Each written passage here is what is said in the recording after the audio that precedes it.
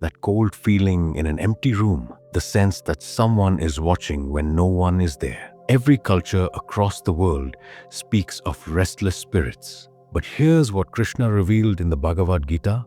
Ghosts aren't just folklore. They're a warning about what happens when a soul gets trapped. In chapter 17, verse 4 of the Bhagavad Gita, Krishna says, "Men in the mode of goodness worship the demigods. Those in the mode of passion worship demons. And those in the mode of ignorance worship ghosts and spirits." Krishna is not speaking in metaphors here. He isn't describing symbolic categories. He is pointing toward actual types of beings recognized across Vedic literature, including demigods, demons, and ghostly entities. They exist, but they're not what horror movies show you. They're not monsters hiding in the dark waiting to harm you. They are souls, trapped souls, stuck between one life and the next, unable to move forward. When a person dies, the soul leaves the physical body, but according to Vedic wisdom, the soul still carries the subtle body, the mind, the ego, the memories, the desires. Normally, this soul moves on. It takes a new birth based on its karma, but sometimes the soul cannot let go. Maybe the death was sudden and violent. Maybe the person lived with extreme attachment to a place, a person, or an object. Maybe they carried deep anger, regret, or obsession that they never resolved. These souls remain tied to the physical world.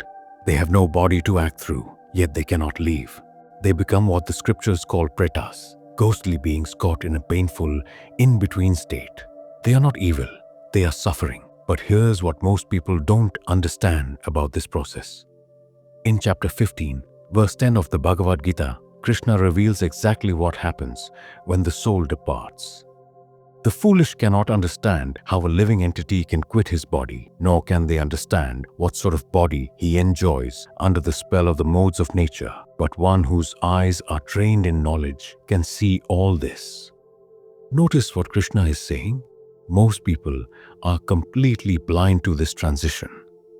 They see the body stop breathing.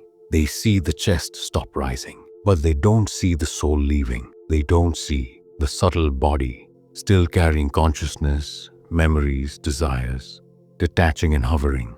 Those who have cultivated spiritual awareness can perceive this. They can sense when a soul is struggling to leave, when it's clinging, when it's confused.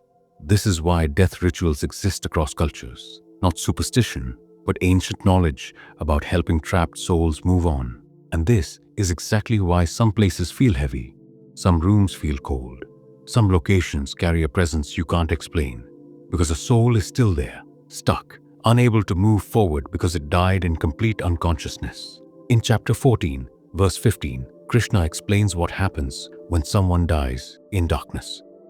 When one dies in the mode of ignorance, he's born in the animal kingdom or in even lower forms of life.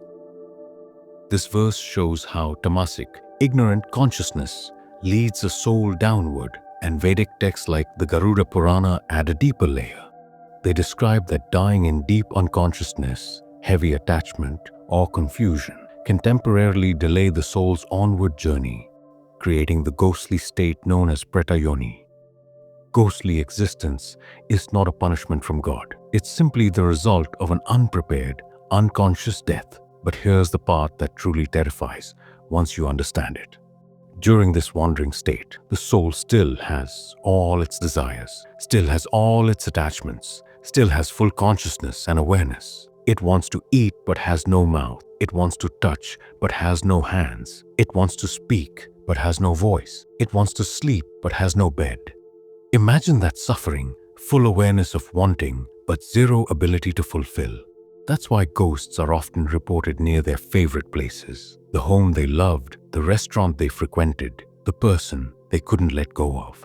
They're not trying to scare you. They're trying to experience what they can no longer have. And some souls stay trapped like this for years, decades, even centuries, until the karmic momentum finally pulls them into a new birth, or until someone performs rituals that help release them. Gita is not describing these timelines directly, but the broader Vedic tradition explains how the subtle body can linger when the mind is clouded by tamas, attachment, or shock.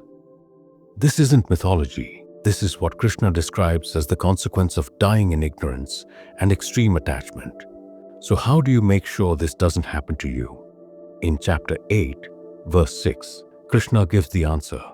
Whatever state of being one remembers when quitting the body, that state one will attain without fail.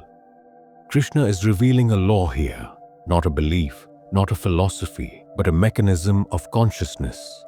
Your final state of mind is not random. It is the automatic result of whatever you fed your mind your entire life. If your mind has spent years circling around fear, anger, regret, or attachment, those same thoughts will rise effortlessly in your final moment. And that vibration will pull your soul toward a destination that matches it. But if your mind has tasted peace, awareness, surrender, or devotion, that purity becomes the final anchor that lifts your consciousness upward. This verse isn't about ghosts, heaven, hell, or rebirth alone. This verse is teaching you one thing. Death doesn't change your mind. It only reveals what your mind has already become. And now, the deeper truth begins. Because the state of mind you leave the world with isn't created in your final breath. It is created through years of how you think, how you react, and how you live. We imagine death as a dramatic turning point, as if in the last few seconds we will suddenly become spiritual, calm, or detached. But Krishna says it clearly. A restless mind does not suddenly become peaceful at death. An angry mind does not suddenly feel love. A confused mind does not instantly gain clarity. Death does not transform you. Death exposes you. And this is why some souls move upward naturally, while others stay stuck near the physical world. Look at your daily life. If your mind constantly returns to what hurts you, to what you want but don't have, to the people you can't let go of, then in the final moment, that same pull becomes 10 times stronger. The soul tries to rise, but the mind drags it downward, not because God punishes you, but because attachment becomes gravity. This is how many souls slip into the ghostly state, not out of evil, but because their own mind refuses to release the world it clung to. Now look at the opposite. Someone who practices even a little awareness, who sits with their thoughts, who lives with intention instead of impulse, their inner world becomes lighter, and a lighter consciousness rises naturally, just as a flame always rises upward without effort. This is why Krishna emphasizes inner training, not external rituals. You cannot control when or how death arrives, but you can control the qualities your mind strengthens before it arrives. And when you understand this, ghosts stop being something to fear and become reminders of what happens when life is lived without awareness, without release, without inner preparation. Your final moments are shaped by your entire life.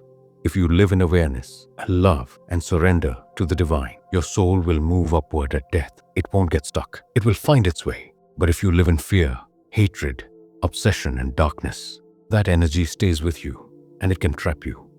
Ghosts are not here to scare you. They are here to teach you something important.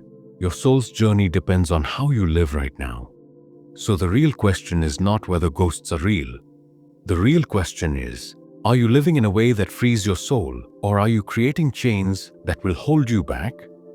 If this video added value to your journey, you can support the channel through Super Thanks. And don't forget to like, share, and subscribe. It truly helps this wisdom reach more people.